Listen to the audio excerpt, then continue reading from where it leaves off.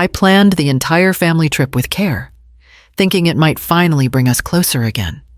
But that morning, as I wiped down my kitchen counter, my phone lit up with a message that froze me in place. "My mother-in-law will take your place." Those were the first words that bent my knees before I even had time to breathe. "My name is Maren Alders. I am 63.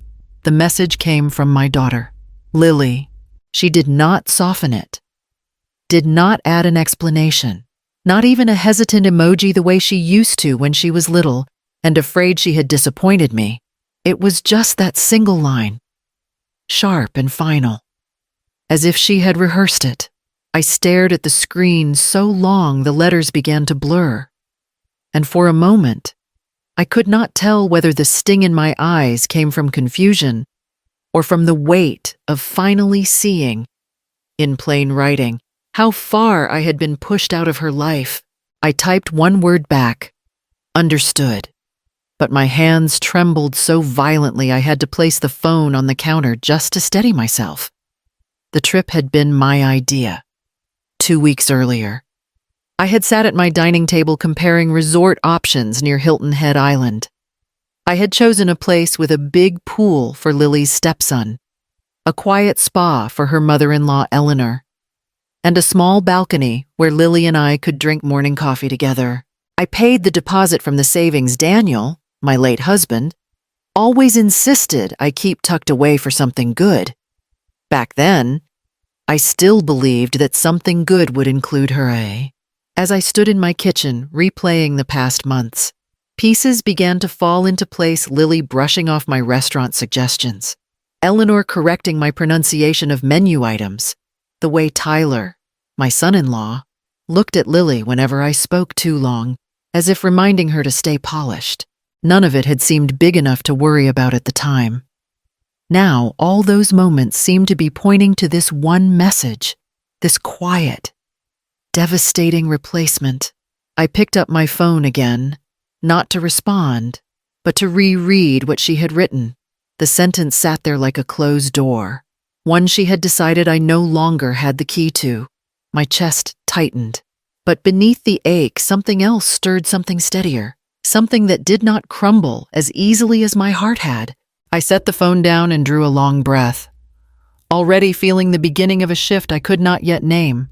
I had spent so many years stepping aside for Lily, making room for her life to grow. This time, I felt the faintest flicker of a different instinct, one that would carry me into everything that came next. Lily didn't call after the message. She never did when she knew she'd gone too far. It was the same pattern that had followed us for years: silence first, apology later, distance always lingering in between. I sat at the table, the same one where she once did her homework, and let my mind drift back to the moments I had brushed aside. They came quickly, sharper than I remembered. The first was at Tyler's promotion dinner last spring. I'd worn a simple navy blouse. Eleanor Powell had approached me with her usual tight smile. "Maren," she said lightly, "you're so brave for wearing navy at an evening event. It's so practical." I'd laughed it off, even though I knew what she meant. Lily had pulled me aside later and whispered, "Mom, please just try to match the family vibe next time. Eleanor's friends notice everything." Then there was the afternoon. Lily invited me to see the new house she and Tyler had bought. I'd brought a basket of homemade rolls, her favorite growing up. Eleanor accepted them first, turning the basket carefully. "Oh my," she murmured. "How rustic. Tyler's colleagues bring pastries from that little French bakery on King Street, but homemade is charming." Lily didn't defend me. She didn't even meet my eyes. Later, in the kitchen, she said quietly, "Mom, Eleanor's just particular. Don't make it a thing." Another cut. Another bandage I placed over my own heart. The shift grew worse after the wedding. Lily started using phrases she never had before presentation. Standards. Fitting in. She wanted so badly to match Tyler's world. A world where appearances mattered and casual warmth was seen as a flaw. Once, when I suggested a simple family picnic, she sighed. "Mom, Can we please do something more polished? Eleanor says picnics look messy. They're not messy, I said gently. They're memories. Lily exhaled, her patience thin. You just don't get what this family expects. That sentence had stayed with me longer than I'd ever admit. Not this family, not my family, hers, Tyler's, Eleanor's. One day blended into the next, each with its own quiet wound, tiny, almost invisible, until Lily's message finally exposed what all those moments had been building toward. 2 weeks before that message, I had sat at my dining table with a notebook, a calculator, and the quiet hope that this trip might fix what I couldn't seem to reach with words. Lily had sounded tired on the phone that day. Mom, things have been stressful. Tyler's working late. Eleanor's been helping a lot. I'd swallowed that last part. Then let me plan something for all of us. A break. A real one. She didn't sound excited, but she didn't say no. Just don't make it too simple, she'd said softly. You know how things are now. So I spent 3 evenings comparing rates, reading reviews, and calling customer service lines. When the resort clerk told me the family suite at Hilton Head came with a balcony big enough for morning coffee together, I said, that sounds perfect. Even though the price made my stomach tighten, I paid the deposit from the account Daniel always told me to keep untouched. For a good moment, he used to say. The clerk even pulled up an old Hilton account under Daniel's name and attached the booking there for extra benefits. Though I barely paid attention, I thought this might finally be it. When I told Lily the reservation was confirmed, she paused before replying. That's nice. Mom, Eleanor will appreciate the thought. Not thank you. Not I can't wait.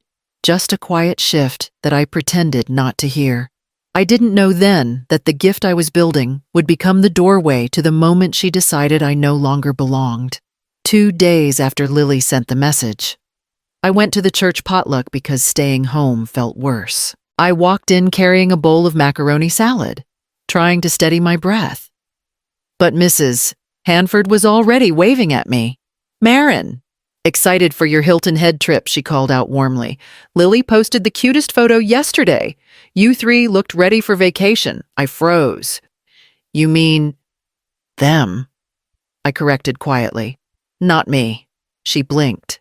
Oh. I thought, well, she mentioned a family suite. Before I could answer, another woman chimed in. I saw Eleanor shopping with Lily on King Street. Matching hats. Adorable. My fingers tightened around the bowl. They didn't invite me. I said, the words barely slipping out. An awkward silence spread. People looked away. Someone cleared their throat. No one knew what to do with a mother who'd been dismissed. I excused myself early. At home. I opened my phone only because it buzzed again. Lily had posted a series of photos, Eleanor holding up a beach cover-up, Lily laughing, Tyler commenting, my favorite women, under one picture. Eleanor had written, can't wait for our little getaway. Sweet girl, our little getaway. A phrase meant to sound tender. To me, it felt like a door clicking shut. I called Lily. She didn't pick up. A minute later, she texted, busy. Mom, packing. I typed back, I understand. It was the truth. I finally did.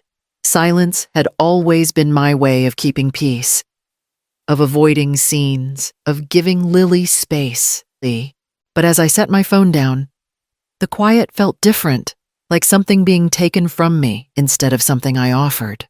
After the potluck, I went home and sat on the edge of my bed, still holding my phone. The word understood stared back at me from the screen. It looked calm, obedient even. But it didn't feel that way inside me anymore. Something had shifted quiet. Steady, undeniable.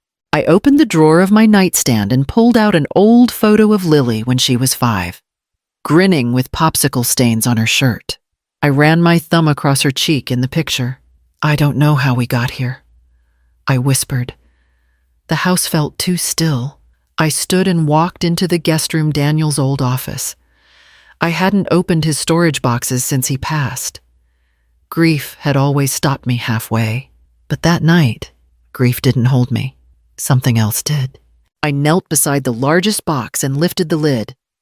Inside were folders, envelopes, receipts, all labeled in Daniel's tidy handwriting.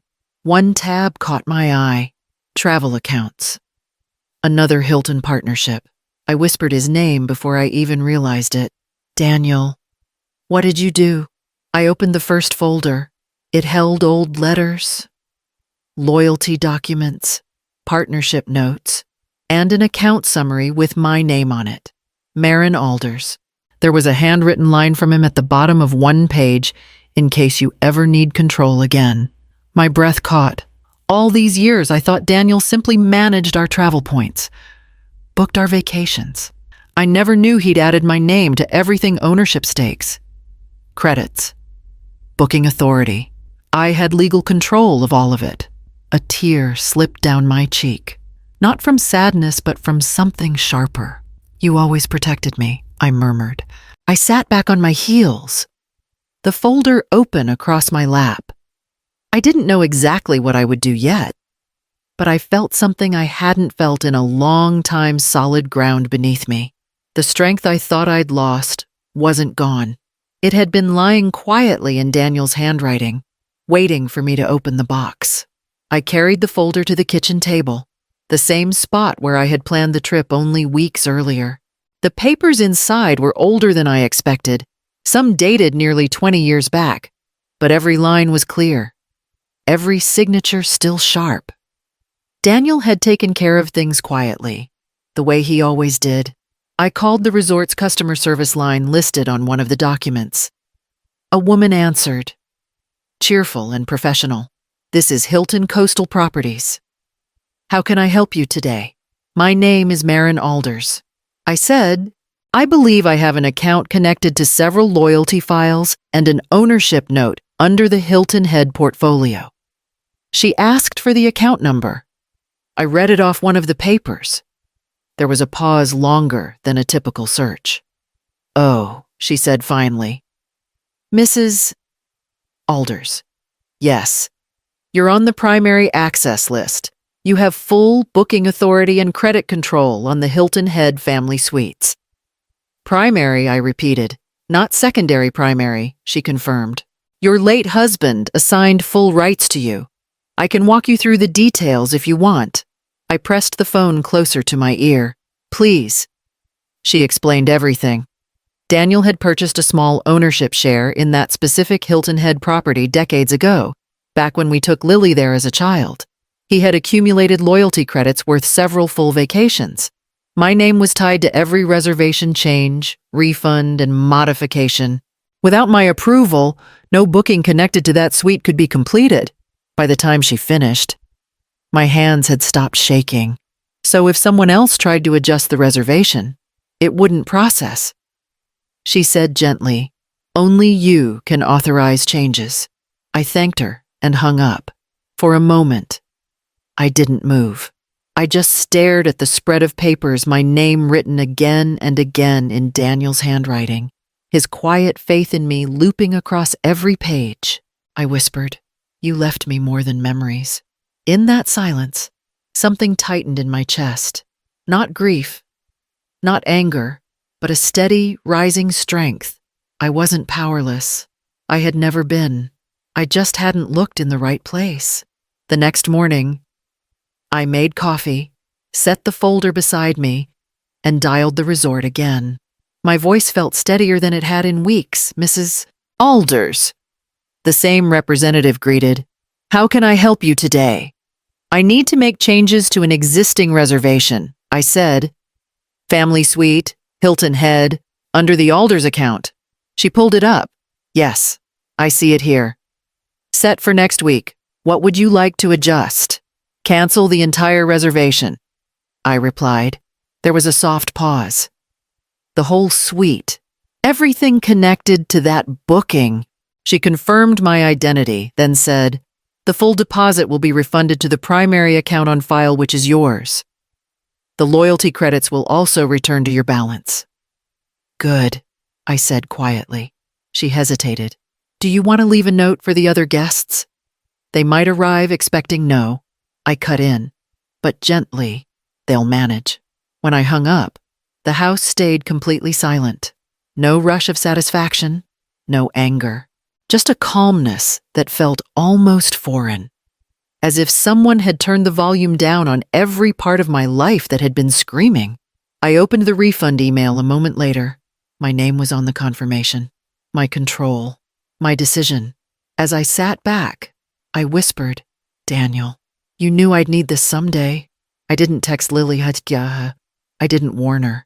She'd replaced me without hesitation, without a second thought. I simply let the consequences of her choice catch up to her in their own time. Power didn't have to be loud. Not anymore. I placed the folder on the table, smoothed the cover, and felt the quiet begin to work inside me. I was finishing a load of laundry when my phone buzzed 3 times in a row. I didn't rush to check it. I already knew what day it was, the day they planned to leave for the trip I had paid for. Organized, and then quietly reclaimed. When I finally picked up my phone, the first message was from Lily. Mom, something's wrong. They don't see our reservation. A second came seconds later. They're saying the suite was canceled. Can you call before I could even process them? The phone rang. Her name lit up the screen. I answered. Lily. Her voice came out tight and high. Mom, they're telling us at the front desk that we don't have a room. They said the booking was canceled by whoever has primary access on the account. Do you know who that is? Behind her, I heard Eleanor snapping. Ask her why she didn't warn you. This is humiliating. Lily. Then Tyler's voice, calm down. There must be a mistake. Just tell your mother to fix it. Lily tried to steady herself. Mom, please. They're saying only you can authorize anything. Did something happen? I sat down at the kitchen table. Nothing happened. I said, I made a decision. What decision she demanded. I canceled the trip. There was a full second of silence. Then Lily's breath caught. You? Why would you, Mom? You should have told me we're standing here with bags and tickets, and her voice cracked. Eleanor is furious. From the background came Eleanor's sharp whisper, loud enough for me to hear clearly. I knew she'd ruin this. I told you she wasn't dependable. That word dependable washed over me differently now. I spoke evenly. The reservation was mine. The refund came back to the account Daniel left in my name. I simply exercised the rights I had. Mom, we can't get another room on such short notice. Lily said. Panic was fully in her voice now. The place is booked. We're stuck. I closed my eyes, letting her words settle. For the first time in a long while, my daughter, who had replaced me without hesitation, couldn't move forward without me. Lily's breathing came fast through the phone. Mom, please, just call them back. Fix this. We look ridiculous standing here. I rested my forearm on the table. I'm not fixing it. What do you mean you're not? She cried. We can't stay here all day. Tyler's already upset, and Eleanor keeps saying you're doing this out of spite. I'm not acting out of spite, I said. I'm acting out of understanding. Understanding what? Her voice cracked again.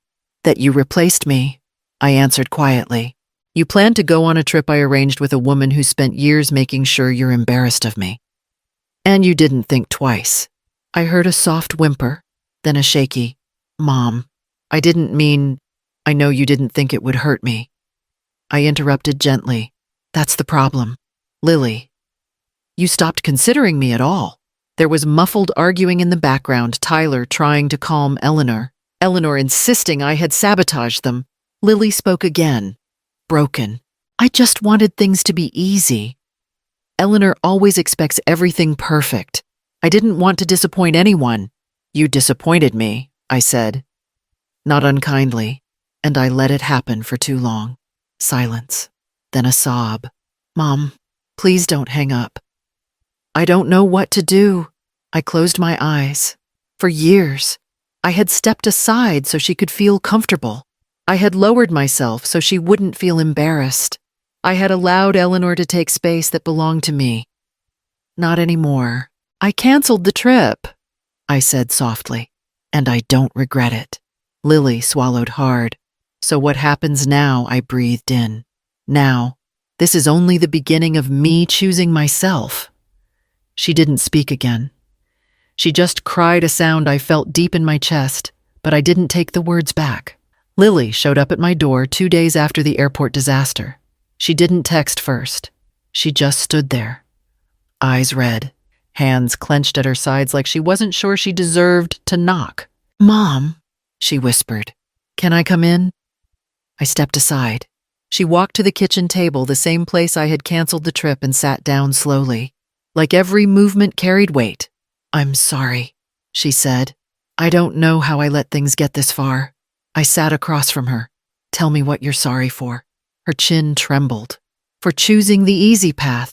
For letting Eleanor's standards become my own. For treating you like someone I needed to hide instead of someone I needed to honor." I didn't rush to comfort her. Not this time. She wiped her eyes. "I don't want to lose you." "You won't," I said gently. "But things won't go back to how they were. I won't shrink to fit your world anymore." She nodded, shoulders slumping in relief and fear at the same time. "I'll do better. I promise." "I know you will," I said, "and I'll protect my space." That's part of being your mother too. For the first time in a long while, we sat in a silence that didn't hurt. Later that week, I booked a small trip to Asheville with the refunded money, 3 nights. Nothing extravagant. Just a place where I could breathe and decide who I wanted to be next. The morning I left, I texted Lily my itinerary. She replied instantly, "I'm proud of you, Mom." And for once, I believed her. If you felt this story, you can share where you're watching from and pass it on to someone who needs to hear it.